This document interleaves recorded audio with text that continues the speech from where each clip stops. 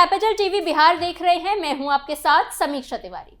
बिहार की राजनीतिक गलियारों में हलचल तेज है। सत्ता और विपक्ष के बीच रणनीतिक चालें तेज हो चुकी हैं और बिहार की राजनीति में एक बार फिर बड़े इम्तिहान की तरफ बढ़ रही है। जहां बिहार की राजनीति में खरमास के बाद कुछ बड़ा बदलाव होने की आशंका जताई जा रही थी, वहीं अब बदलाव दिख रहा है। सत्ता संतुलन, गठबंधन की मजबूती और टूट जोड़ की अटकलों के बीच अब सबकी निगाहें विधानसभा के भीतर होने वाले हर संकेत पर टिकी हुई है। इस सियासी माहौल में बिहार विधानसभा के बजट सत्र की शुरुआत 2 फरवरी से होने जा रही है। ये सत्र कई मायनों में बेहद अहम और रोचक माना जा रहा है। मुख्यमंत्री नीतीश कुमार के नेतृत्व में हाल ही में गठित एनडीए की नई सरकार पहली बार सदन के पटल पर अपनी आर्थिक और राजनीतिक दिशा स्पष्ट करेगी। पूरी खबर समझते हैं स्पेशल स्टोरी में। बजट सत्र में आंकड़ों से ज्यादा सियासत पर टिकी निगाहें। 3 फरवरी को सरकार का पहला बजट पेश किया जाएगा, जिसे न सिर्फ वित्तीय दस्तावेज के तौर पर बल्कि सरकार की प्राथमिकताओं और भविष्य की रणनीति के इशारा देने के रूप में भी देखा जा रहा है। बजट सत्र के दौरान सदन की कार्यवाही के साथ साथ विधायकों के सिटिंग अरेंजमेंट पर भी खास चर्चा का विषय बना रहेगा। वहीं दूसरी तरफ विपक्षी खेमे में भी हलचल कम नहीं है। लालू प्रसाद यादव और तेजस्वी यादव के नेतृत्व वाली राष्ट्रीय जनता दल और कांग्रेस और उपेंद्र कुशवाहा की राष्ट्रीय लोक मोर्चा को लेकर टूट के दावे और अटकलें लगातार सियासी चर्चाओं में बनी हुए हैं। कौन साथ रहेगा, कौन अलग रहेगा और कौन अलग राह पकड़कर चलेगा, इन सवालों ने सस्पेंस को और गहरा कर दिया है। माना जा रहा है कि बजट सत्र के दौरान इन तमाम दावों और अटकलों से पर्दा उठ सकता है। सदन के भीतर होने वाली गतिविधियों, नेताओं की मौजूदगी और उनके रुख ये साफ कर देंगे कि बिहार की राजनीति किस दिशा में आगे बढ़ने वाली है। ऐसे में यह बजट सत्र सिर्फ आर्थिक एजेंडे तक सीमित नहीं रहेगा, बल्कि सियासी समीकरणों की असली तस्वीर भी सामने लाने में साबित हो सकता है। बिहार चुनाव में प्रचंड जीत हासिल करने के बाद और नई सरकार के गठन के बाद अब राज्य की राजनीति में हलचल तेज हो गई है, जहां जदयू और भाजपा दोनों ही दलों की ओर से लगातार ऐसे दावे किए जा रहे हैं कि विपक्ष के खेमे में बड़ी टूट हो सकती है।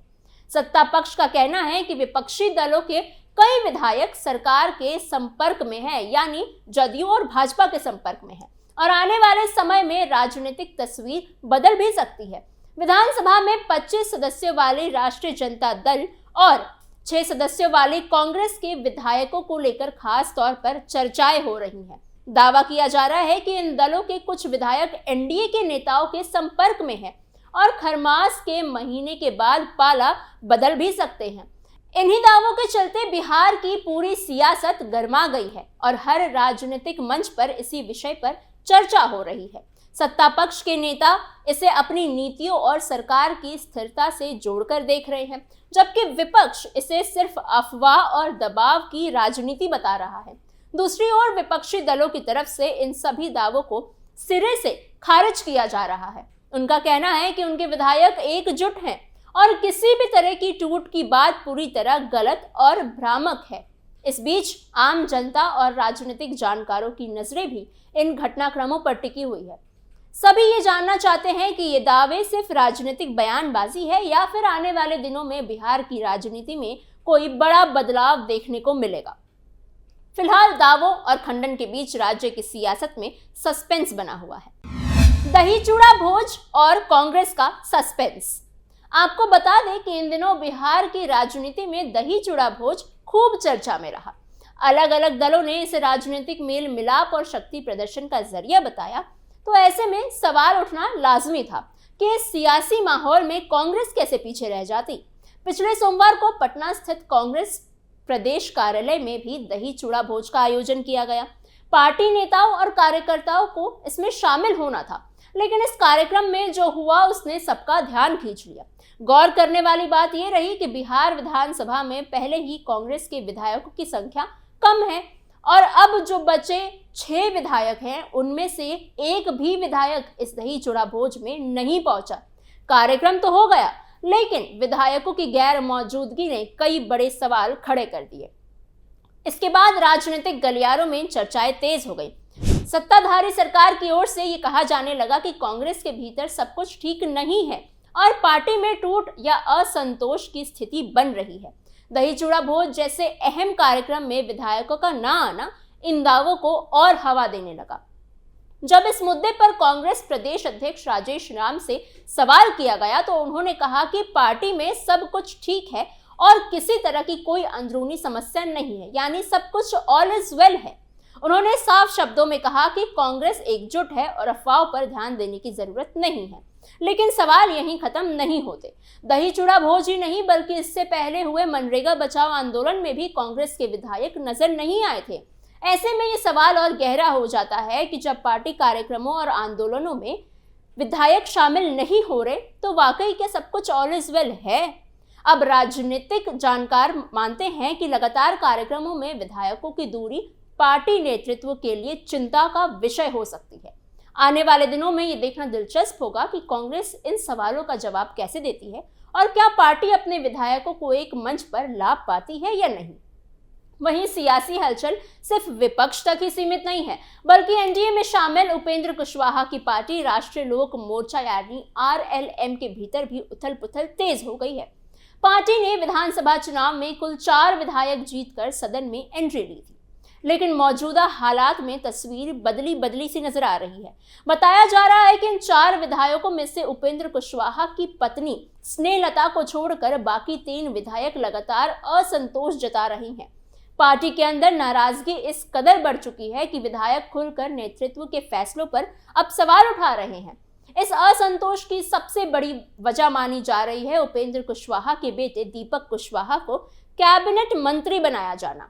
जी, पार्टी के भीतर इस वंशवाद और एक तरफा निर्णय के तौर पर देखा जा रहा है। कई नेताओं और कार्यकर्ताओं का आरोप है कि वरिष्ठ और समर्पित नेताओं को नजरअंदाज कर पारिवारिक सदस्यों को अहम पद सौंपा गया है, जिससे संगठनात्मक संतुलन बिगड़ गया है। इसी नाराजगी के चलते कई पदाधिकारियों ने अपने पदों से इस्तीफा भी दे दिया है, जिससे आरएलएम की अंदरूनी स्थिति और कमजोर होती दिखाई दे रही है। मामले की गंभीरता को देखते हुए अब संघ परिवार भी हरकत में आ गया है। राष्ट्रीय स्वयंसेवक संघ के वरिष्ठ नेता इंद्रेश कुमार खुद उपेंद्र कुशवाहा के आवास पहुंचे और उनसे लंबी मुलाकात की। इस बैठक में पार्टी विधायकों की नाराजगी, संगठन में बढ़ते असंतोष और भविष्य की राजनीति रणनीति पर विस्तार से चर्चा हुई। सवाल अब यह है कि क्या उपेंद्र कुशवाहा अपने विधायकों और नेताओं को मनाने में कामयाब हो पाएंगे या फिर यह असंतोष आने वाले दिनों में एनडीए के लिए नई परेशानी खड़ी कर देगा। सियासी तस्वीर होगी साफ। अब खरमास खत्म हो चुका है और इसके साथ ही बिहार की राजनीति में चल रही सुगबुगाहट भी धीरे धीरे साफ होने लगी है।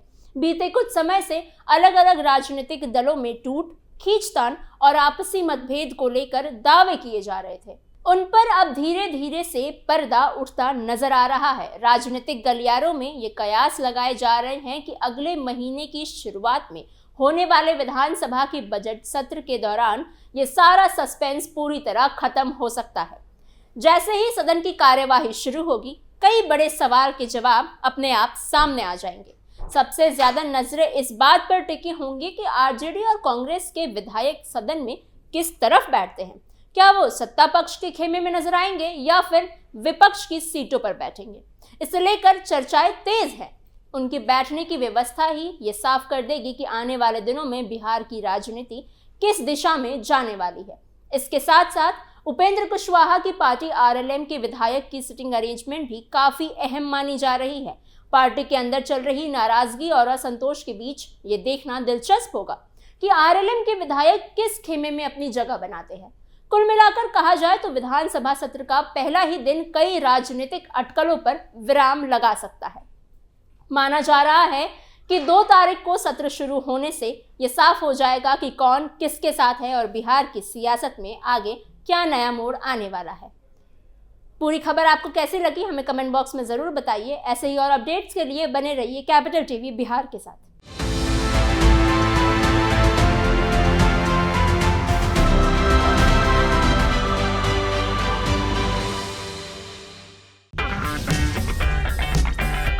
अगर आपको हमारा वीडियो पसंद आया हो तो इसे लाइक करें, हमारे चैनल को सब्सक्राइब करें और हाँ, बेल आइकन दबाना ना भूलें।